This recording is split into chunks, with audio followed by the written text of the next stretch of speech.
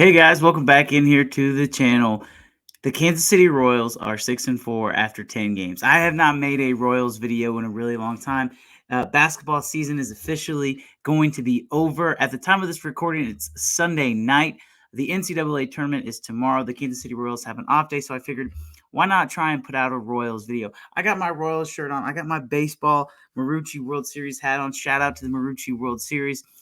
I don't know if the Royals are going to make the World Series, but man, these past 10 games in Kansas City have absolutely been electric. Seeing the Royals play the kind of baseball that they have through the beginning part of the season has gotten me really excited. And when I first started this channel, which by the way, if you're not subscribed, go ahead and subscribe. I'm going to be doing a lot more Royals stuff. I'm going to be doing some Chiefs stuff, maybe some K-State football stuff later on too. But we're going to mainly focus on the Kansas City Royals because there's not a lot of people out there that are talking about this team. And I understand that it's still basketball season. The national championship game is going to be tomorrow at the time of this recording. The women's game was today. But baseball season is right around the corner, and really it's in full swing for Major League Baseball. 10 games into the season, I'm not going to overreact. But the title of the video you saw, the Royals are legit. I believe they are a threat for the AL Central. And I said that coming into the season, I wanted the Royals just to be competitive, just play competitive baseball. And they really went out and they made some moves. And we've talked about those moves, previewing the opening day lineup, previewing the opening day roster. Michael Walker, Seth Lugo, bringing those guys in to pitch in the rotation were extremely important. But before we go any further, we've got to talk about the rotation because I would be remiss if that was not the first thing we talked about for the first video of the season.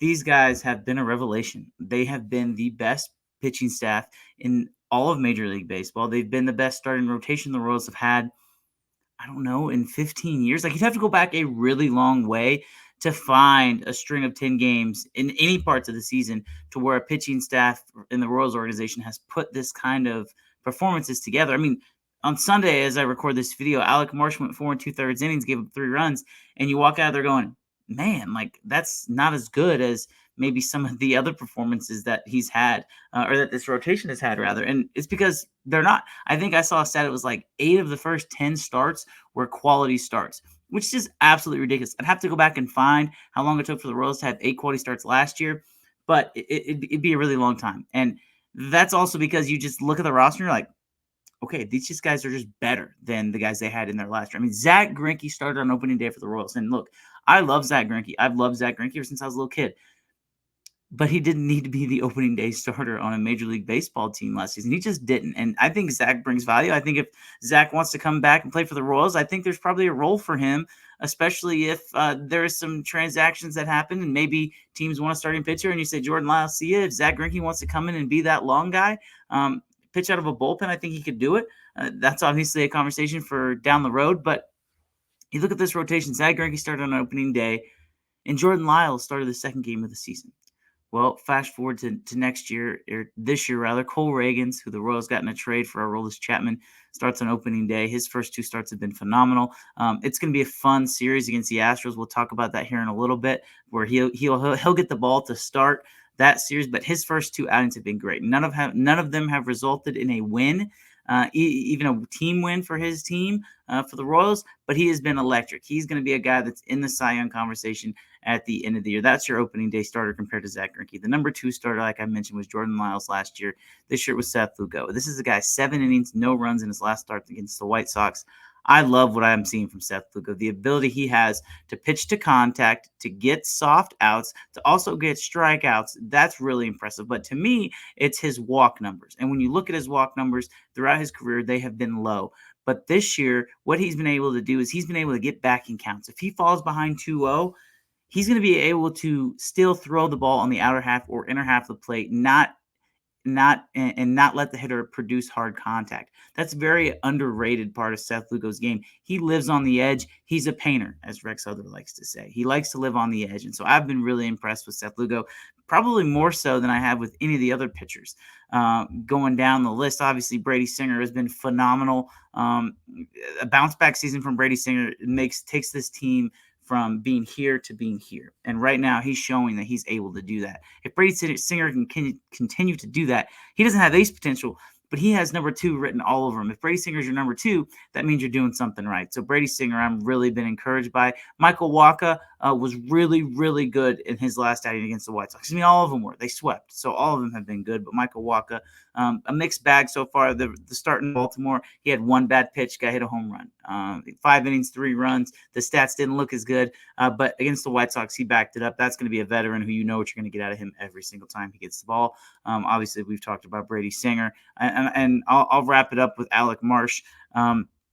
Again, I think he has potential, but right now he's your clear-cut number 5 starter. There's no doubt in my mind about that.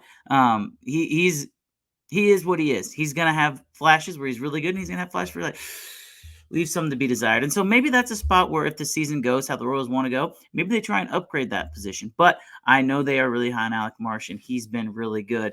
But we can't talk about this team without talking about Bobby Witt Jr. And I always have that picture of him in the background, which, by the way, if you haven't seen my setup, that's Satchel Paige. He's not a Royals legend, but that's a Kansas City legend.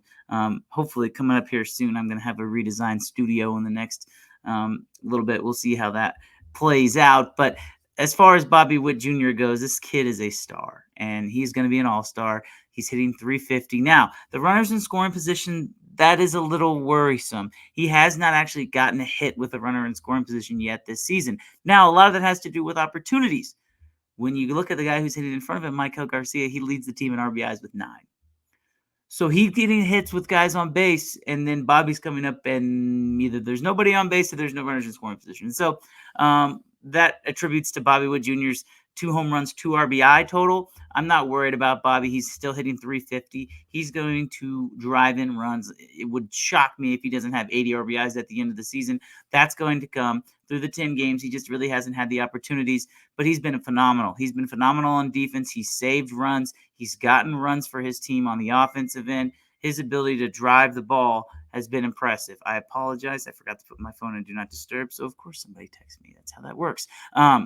But nonetheless, Bobby Witt Jr. has been amazing, and he's been really a guy that the Royals can count on. Same thing with Maikel Garcia. 3 home runs so far in 10 games, 4 home runs all of last season. For those of you that wanted Maikel Garcia to elevate the baseball, he's doing that. Maikel Garcia hitting for power. If Maikel Garcia hits 15 home runs this season, that would be incredible and a boost for this lineup. I mean, Maikel Garcia plays gold glove defense at third base. If he hits 15 home runs, he might be an all-star. You know, he really could. I really love this kid. He plays with swagger, he plays with confidence, and he's a great leadoff hitter, and he sets the table for Bobby. Now, Vinny Pasquantino, you know, that's a guy, I think if there's one negative so far through the year, you want to get him going. I'm not too surprised. He's got to get that shoulder right. He'll figure it out. Vinny's been slumping as of late, has yet to pick up a RBI or a home run. That is going to happen. Vinny got the day off against Garrett Crochet in the comeback win. So I expect him at some point to start to turn it around. But that's your top 3, and your top 3 is looking really solid. But the main guy I've been impressed with is MJ Melendez. And how could you not?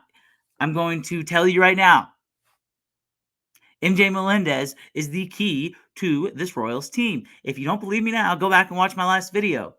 I know it didn't get very many views, it was like 100 something, but go back and watch it because I broke down why I think MJ Melendez is due for a breakout season and why he's the key to this team. Because if he's hitting, then it makes everybody else better. MJ Melendez going from a question mark to a exclamation point makes this team so much better. He drove in. He's the first player in Royals history to drive in the go-ahead or winning runs in the 7th inning or later 3 games in a row. He did that on Friday, Saturday, and Sunday. Friday in the low-scoring 2-1 Royals victory, it was an RBI single. Saturday night, it was a home run to dead center field, which should have been a ground rule double. We're not going to talk about that.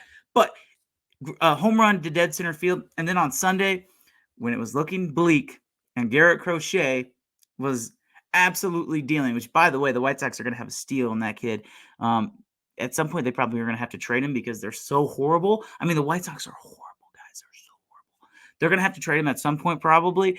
But MJ Melendez, after Garrett Crochet was absolutely dealing, Hunter Renfroe, shout out to Hunter Renfroe, got the scoring going with a 2-run home run. MJ Melendez comes up in the 7th inning, hits an absolute nuke to right field.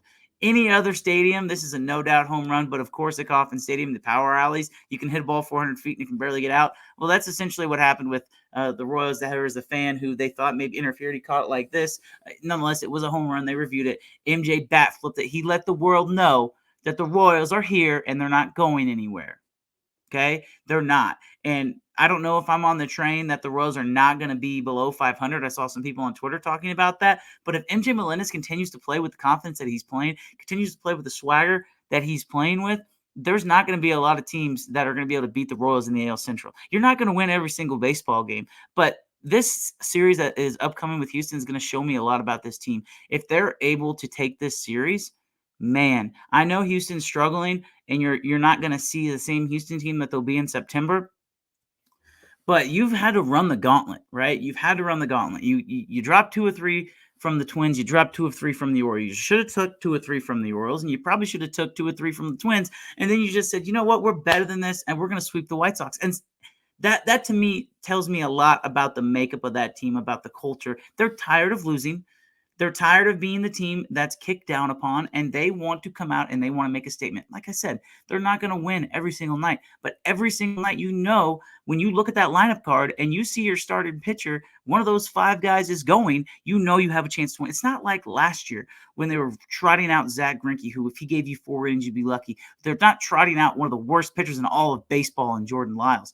They're trotting out actual major league starting pitchers. And you want to talk about the bullpen being an issue, that's fine. But in the weekend, the Royals bullpen threw 11 and 2/3 scoreless innings. Is Will Smith a problem? Yeah, he is. But James McArthur closed the game on Sunday. He closed the game on Friday night, and he was incredible. So I'm not worried about the bullpen. I think they're going to figure it out. You get Carlos Hernandez, you get John McMillan up, hopefully at some point for reinforcements. But I really like the makeup of this bullpen. I think that even a guy like Nick Anderson, who hasn't pitched that much, is a guy who's going to be in a lot of high leverage situations. Chris Stratton got the save on Saturday night. I'm excited about the bullpen, but the fact that the Royals are competitive right now, it's a good sign. And, there's 162 games in Major League Baseball. We've played 10 of them. So I don't count the 17 NFL games. I'm just going to use the 16-game NFL model. We've played one NFL game. Right? We've played one NFL game. And so you cannot overreact. You can't get too down. You can't get too high. As the saying goes, you can't win a pennant in April, but you can sure lose one. That's the difference between Major League Baseball and the NFL. 1 month, and you might be toast. Well, the Royals are far from toast. They are a threat in the AL Central. When you couple in the fact that Shane Bieber out for the year with Tommy John surgery, you couple in the fact that the Twins have been kind of scuffling ever since that series with the Royals, and the White Sox are absolutely horrible. The Tigers, who started out hot and then lost the series to Oakland, they've kind of come back down to earth again. 10 games in, so I'm not overreacting. I'm trying not to overreact, but this is exactly where I thought the Royals would be, right? This is a team that's competitive. They're going to have a chance to win every night. Starting pitching is a lot better than I thought, and MJ Melendez showing up to the field and bringing his A game is a great sign because, again, just like we talked about in some of the other videos, I am super excited for MJ Melendez. I'm super excited for the outlook of this team after 10 games. Man, it's been really fun. I'm going to try and put some more videos out when it comes to the Kansas City Royals later on in the week. But off day coming up, 4-game sweep over the Chicago White Sox. Huge series coming up with Houston. If you can make it out to the ballpark, get out there, man. Cole Reagans is going to go against Christian Javier on Tuesday night. This could be a potential playoff starting pitching matchup. Again, I'm not going to get too ahead of my skis, but let's just say I'm excited for the future of the Kansas City Royals. I'm excited for 2024, but the future is looking really, really bright. 10 games in, the Royals are 6-4. It's been a fun start to April, but guys, we got 152 more of these things. I'll be here breaking down the Royals the rest of the summer. Make sure you follow along. Don't forget to subscribe to my YouTube channel. I'll bring you the best of Kansas City Royals, Kansas State, and maybe even some Chiefs content around the draft. I'm going to probably have to give my thoughts on that because, I always have opinions on things. Thanks, everyone, so much for watching. Like I said, subscribe, like this video, drop a comment. Let me know what you want me to talk about next. You want me to talk about the Royals? You want me to talk about the Chiefs? You want me to talk about K-State? Do you want me to talk about, I don't know, social studies? I can do that too. You just let me know. I'll do it. We'll talk to you next time.